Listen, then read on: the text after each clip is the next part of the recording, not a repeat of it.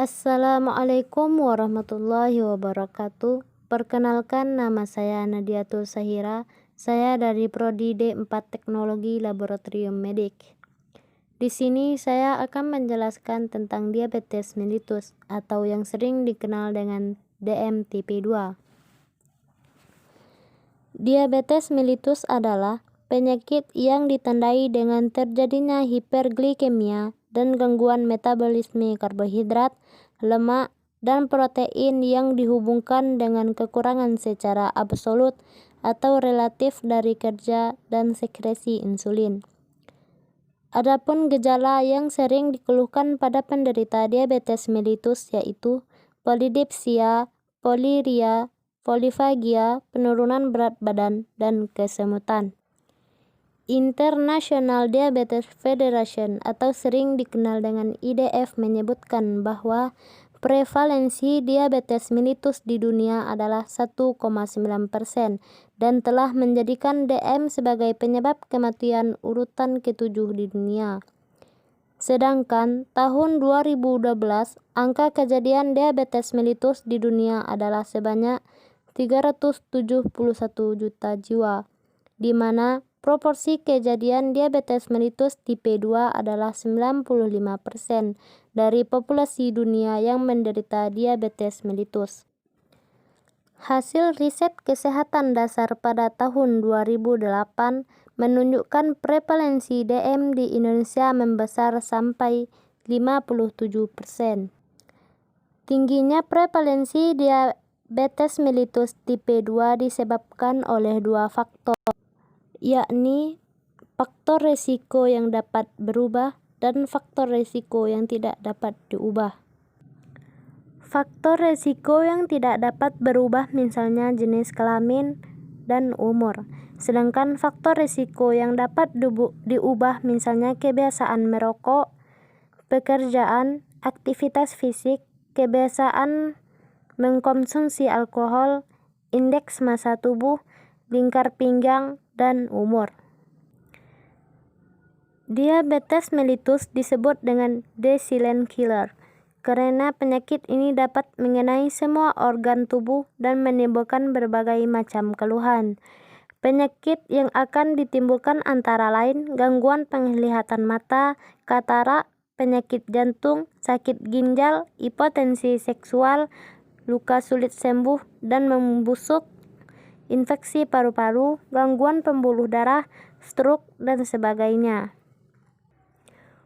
Untuk menurunkan kejadian dan keparahan dari diabetes mellitus tipe 2, maka dilakukan pencegahan seperti modifikasi gaya hidup dan pengobatan seperti obat oral, hiperglikemia, dan insulin. Kejadian DM tipe 2 pada wanita lebih tinggi daripada laki-laki. Wanita lebih berisiko mengidap diabetes karena secara fisik, wanita memiliki peluang peningkatan indeks massa tubuh yang lebih besar. Diabetes mellitus merupakan penyakit yang disebabkan oleh adanya kekurangan insulin, secara relatif maupun absolut. Defisiensi insulin dapat terjadi melalui 3 jalan, yaitu A. Rusaknya sel-sel B pankreas karena pengaruh dari luar. B. Desentrisasi atau penurunan reseptor glukosa pada kelenjar pankreas. C. Desentritasi atau kerusakan reseptor insulin di jaringan perifer. Dalam patofisiologi DM tipe 2, terdapat beberapa keadaan yang berperan, yaitu 1. Resistensi insulin, 2. Disfungsi sel B pankreas. Adapun faktor lain yang terkait dengan risiko diabetes adalah 1. Obesitas, 2. Hipertensi, 3. Riwayat keluarga diabetes mellitus, 4. Dislipidemia, 5. Umur, 6. Faktor genetik, 7. Alkohol dan rokok.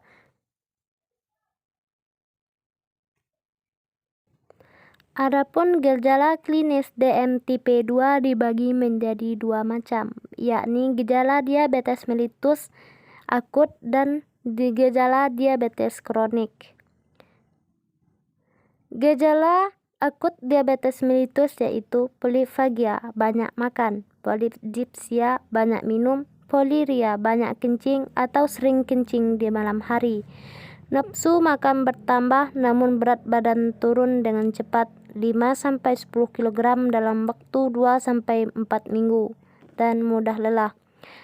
Gejala kronik diabetes mellitus yaitu kesemutan, kulit terasa panas atau seperti tertusuk jarum, rasa kebas di kulit, kram, kelelahan, mudah mengantuk, pandangan mulai kabur, gigi mulai goyah, dan mudah lepas. Kemampuan seksual menurunkan bahwa pada pria bisa terjadi impotensi. Pada ibu hamil sering terjadi keguguran atau kematian janin dalam kandungan atau dengan bayi berat lahir lebih dari 4 kg. Adapun obat-obat DM tipe 2 yakni antidiabetik oral dan insulin. Pencegahan penyakit diabetes mellitus dibagi menjadi 4 bagian, yaitu pencegahan primordial, pencegahan primer, pencegahan sekunder, dan pencegahan tersier. Pencegahan primordial adalah pencegahan upaya untuk memberikan kondisi pada masyarakat yang memungkinkan penyakit tidak mendapatkan dukungan dari kebiasaan, gaya hidup, dan faktor risiko lainnya. Pencegahan primer adalah upaya yang ditunjukkan pada orang-orang yang termasuk kelompok risiko tinggi, yaitu mereka yang belum menderita DM tetapi berpotensi untuk menderita DM. Pencegahan sekunder adalah upaya mencegah atau menghambat timbulnya penyulit dengan tindakan deteksi dini dan memberikan pengobatan sejak awal penyakit. Adapun pilar utama pengelolaan DM meliputi A. Penyuluhan, B. Perencanaan makanan, C. Latihan jasmani, dan D. Obat berkhasiat hipoglikemik. Dan yang terakhir adalah pencegahan tersier. Pencegahan tersier adalah upaya mencegah terjadinya kecacatan lebih lanjut dan merehabilitasi pasien sedini mungkin sebelum kecacatan tersebut menetap. Sekian dari saya, lebih dan kurang mohon maaf. Wassalamualaikum warahmatullahi wabarakatuh.